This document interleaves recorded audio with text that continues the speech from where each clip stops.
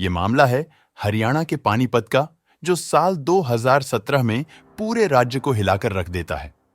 जब परिवारों से शादी की मंजूरी नहीं मिलती तो एक खतरनाक योजना बनाते हैं। एक ऐसी योजना जिसमें इस प्लान की प्रेरणा उन्हें एक फिल्म से मिलती है, जहां दिखाया गया था कि मरने का भ्रम फैलाकर कोई कैसे गायब हो सकता है।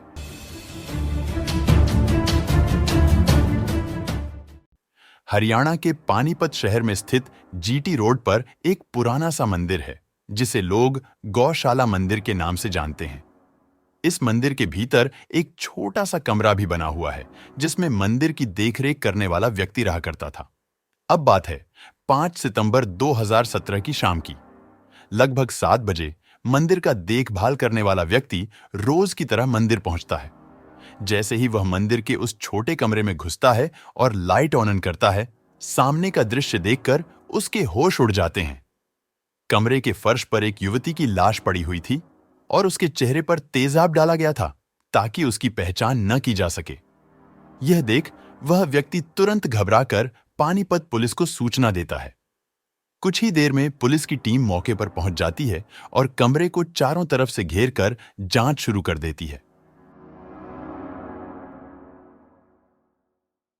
शुरुआती जांच से पता चलता है कि लड़की की हत्या करके उसके चेहरे को तेजाब से जलाया गया है ताकि उसकी पहचान मिटाई जा सके। लेकिन जब पुलिस कमरे की अच्छे से तलाशी लेती है तो उन्हें वहां एक मोबाइल फोन, एक आधार कार्ड और एक कॉलेज का पहचान पत्र भी मिलता है। उस आईडी कार्ड पर लड़की का नाम, पता और कॉलेज की जानकारी लिखी होती है।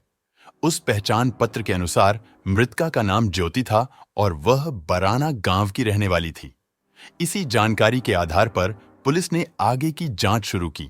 पुलिस मोबाइल की मदद से ज्योति के घर वालों से संपर्क करती है और उन्हें पहचान के लिए बुलाया जाता है। घर वाले जब मंदिर पहुंचते हैं तो लड़की के कपड़े, मोबाइल और आईडी देखकर पुष्टि कर देते हैं कि यह उनकी ही बेटी ज्योति है। पुलिस शव को पोस्टमार्टम के लिए भेजती है और हत्या का मामला दर्ज कर जांच शुरू करती है।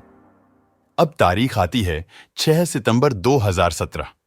उसी दिन शाम के समय लगभग 7 बजे एक अन्य व्यक्ति पानीपत पुलिस स्टेशन आता है और बताता है कि उसकी बेटी सिमरन बीते 48 घंटे से लापता है।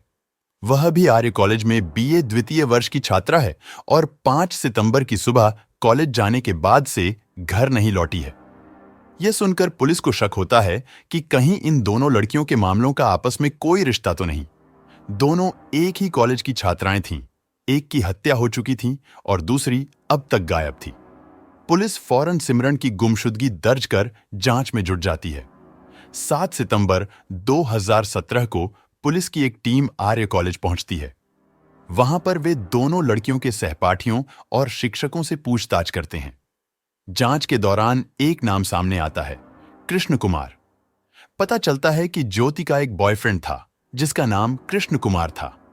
वह खुद एसडी कॉलेज में बीए अंतिम वर्ष का छात्र था, लेकिन अक्सर आर्य कॉलेज में ज्योति से मिलने आया करता था। कुछ छात्रों ने यह भी बताया कि कुछ दिन पहले ज्योति के साथ साथ सिमरन को भी कृष्ण कुमार के साथ देखा गया था। अब पुलिस की नजर में कृष्ण कुमार इस पूरे मामले का मुख्य संदिग्ध बन चुका था। दोनों लड़कियों के रहस्यों से पर्दा हटाने के लिए अब सबसे जरूरी था कृष्ण कुमार को ढूंढ निकालना। अब कृष्ण कुमार पुलिस की जांच का मुख्य केंद्र बन गया। जब पुलिस उसके घर पहुंची तो मालूम हुआ कि 5 सितंबर की सुबह से ही वह भी लापता है और उसका मोबाइल बंद है। पुलिस ने ज्योति, सिमरन और कृष्ण कुमार तीनों के कॉल रिकॉर्ड खंगालने शुरू किए। इसमें साफ पता चला कि ज्योति और कृष्ण कुमार घंटों बात करते थे। वहीं कृष्ण कुमार की कॉल डिटेल्स में सिमरन का नंबर भी मिला, जिससे पता चला कि वह सिमरन से भी लगातार संपर्क में था। जांच करते हुए एक और नाम सामने आता है, मंजीत। मंजीत सिमरन का बॉयफ्रेंड था। पुलिस उससे पूछताछ करती है और मंजीत से बड़ा खुलासा होता है। उसने बताया कि 5 सितंबर को कृष्ण कुमार ने उसे और सिमरन दोनों को गौशाला मंदिर बुलाया था, किसी योजना की बात करने के लिए। लेकिन मंजीत किसी वजह से नहीं जा पाया, जबकि सिमरन वहां चली गई थी और उसके साथ ज्योति भी थी। यह सब जानकर पुलिस और भी उलझन में पड़ जाती है। उन्हें लगने लगता है कि कृष्ण कुमार ने शायद ज्योति की हत्या करके सिमरन के साथ भागने की साजिश रची हो। इसी शक के चलते पुलिस ने कृष्ण कुमार के मोबाइल को सर्विलांस पर रख दिया।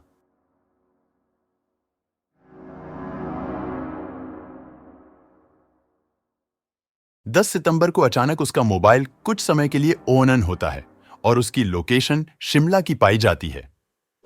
पुलिस की एक टीम तुरंत शिमला रवाना होती है। वहां पहुंचकर पुलिस होटलों में फोटो दिखाकर पूछताछ करती है। रॉयल होटल नामक एक जगह पर रिसेप्शनिस्ट कृष्ण कुमार को पहचान लेता है और बताता है कि वह पिछले 2 दिन से वहीं रुका है। पुलिस उस कमरे तक पहुंचती है जहां कृष्ण कुमार ठहरा हुआ था। दरवाजा खटखटाने पर वह खुद बाहर आता है और पुलिस को देखकर घबरा जाता है। लेकिन सबसे चौंकाने वाली बात तब सामने आती है जब उसके पीछे से एक लड़की भी बाहर आती है, और वह लड़की कोई और नहीं बल्कि वही ज्योति थी जिसे पुलिस मृत मान चुकी थी। यह देख पुलिस पूरी तरह हैरान रह जाती है। अब सारी कहानी पलट जाती है। पुलिस कृष्ण कुमार और ज्योति दोनों को गिरफ्तार कर हरियाणा ले आती है। अब पुलिस के सामने असली सच्चाई धीरे धीरे खुलने लगती है। कृष्ण कुमार और ज्योति की दोस्ती से। दोनों की मुलाकात कॉलेज के दौरान होती है और जल्द ही ये दोस्ती प्यार में बदल जाती है। कुछ समय बाद दोनों शादी करना चाहते हैं, लेकिन दोनों के परिवार वालों को यह रिश्ता मंजूर नहीं होता क्योंकि दोनों अलग अलग जातियों से थे। जब परिवारों से शादी की मंजूरी नहीं मिलती तो कृष्ण कुमार और ज्योति एक खतरनाक योजना बनाते हैं। एक ऐसी योजना जिसमें मरने का नाटक करके ये दोनों किसी और शहर में जाकर नई जिंदगी शुरू कर सकें।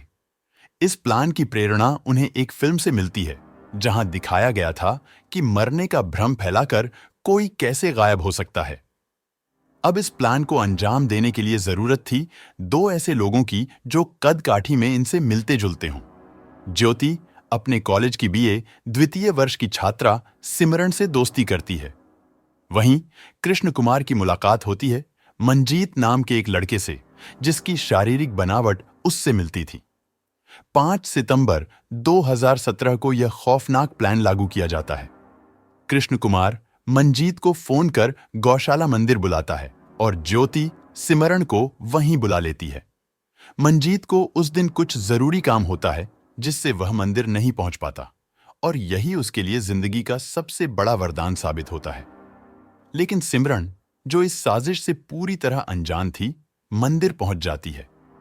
वहां पर पहले से तैयार बैठे कृष्ण कुमार और ज्योति उसे कोल्ड ड्रिंक में नींद की गोली मिलाकर बेहोश कर देते हैं। फिर दोनों मिलकर उसका गला घोंटकर हत्या कर देते हैं। इसके बाद उसके चेहरे पर तेजाब डाल देते हैं ताकि उसकी पहचान कोई ना कर सके। फिर ज्योति अपने कपड़े, मोबाइल फोन, कॉलेज की आईडी और आधार कार्ड सिमरन की लाश के पास रख देती है जिससे लगे कि मरी हुई लड़की ज्योति है। अब दोनों वहां से भाग जाते हैं। कुछ हद तक उनका प्लान काम कर जाता है क्योंकि पुलिस और ज्योति के घर वाले यही मान लेते हैं कि ज्योति की हत्या हो गई है। लेकिन किस्मत को कुछ और ही मंजूर होता है। ये दोनों भागकर शिमला पहुंचते हैं। वहां जाकर मंदिर में शादी भी कर लेते हैं और एक होटल में हनीमून मनाने लगते हैं। लेकिन 10 सितंबर को कृष्ण कुमार का मोबाइल अचानक ऑन होता है जिससे उसकी लोकेशन ट्रेस हो जाती है। पुलिस शिमला पहुंचती है और होटल स्टाफ की मदद से उन्हें ढूंढ निकालती है। कमरे में दस्तक देने पर जैसे ही दरवाजा खुलता है, सामने आता है कृष्ण कुमार और उसके पीछे खड़ी होती है ज्योति, जिसे सब मरा हुआ समझ रहे थे। पुलिस तुरंत दोनों को गिरफ्तार करके हरियाणा ले आती है और धीरे धीरे पूरी सच्चाई सामने आ जाती है। सबूत, गवाह और कॉल रिकॉर्ड्स के आधार पर चार्जशीट दाखिल होती है और कोर्ट में मुकदमा शुरू होता है। 2020 में जब अदालत का फैसला आने ही वाला होता है, तभी कृष्ण कुमार की जेल में मौत हो जाती है। उसे टीबी यानी ट्यूबरकुलोसिस की बीमारी थी जिससे उसका निधन हो गया। ज्योति, जो अब जेल में बंद थी, को 2023 में कोर्ट उम्र कैद की सजा सुनाती है। इस पूरे मामले में सबसे ज्यादा निर्दोष और दुखद किरदार थी सिमरन, जो सिर्फ एक दोस्ती के भरोसे पर अपनी जान गंवा बैठी। वहीं मंजीत की किस्मत अच्छी रही कि वो उस दिन मंदिर नहीं गया और उसकी जान बच गई। झूठ पर बने रिश्ते कभी मंजिल तक नहीं पहुंचते। जो प्यार सच्चा हो वो भरोसे से लड़ा जाता है मासूमों की लाशों पर नहीं। तो दोस्तों, ये थी पानीपत की सिमरण हत्याकांड की पूरी सच्चाई। एक ऐसा केस जिसमें प्यार ने एक मासूम की जान ले ली।